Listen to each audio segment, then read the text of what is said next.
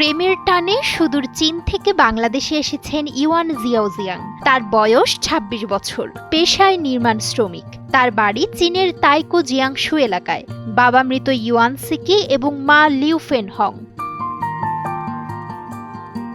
প্রায় ১ বছর আগে হ্যালো টক নামে একটি অ্যাপের মাধ্যমে তার পরিচয় হয় দিনাজপুরের বিরল উপজেলার কাজীপাড়া শিমুলতলার অটোরিকশা চালক নূর হোসেনের মেয়ে সুরভি আক্তারের সঙ্গে।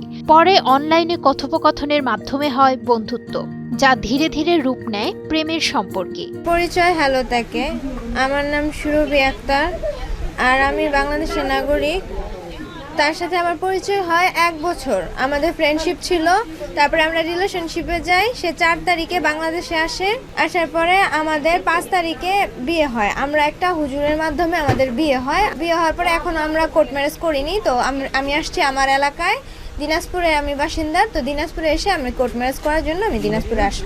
是通过网络，希望自己亲身的体会，对这边非常的好奇，文化、旅游、饮食方面，然后来孟加拉国朋友这边来玩的，希望带我的朋友一起回中国，也让他体验一下中国的风土人情。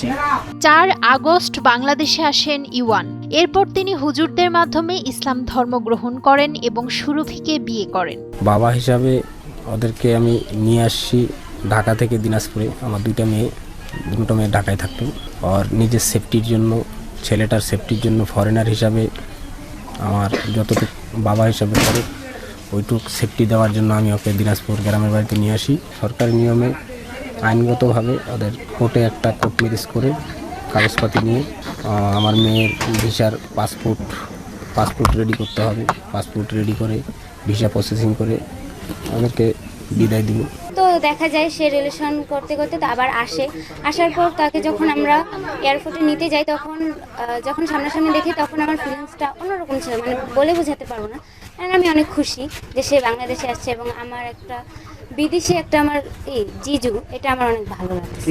সুরভির এলাকায় এ খবর ছড়িয়ে পড়তেই শত শত উৎসুক জনতা চীনা যুবককে এক নজর দেখার জন্য ভিড় জমাচ্ছেন তার বাড়িতে। ডেস্ক রিপোর্ট, সময়ের আলো।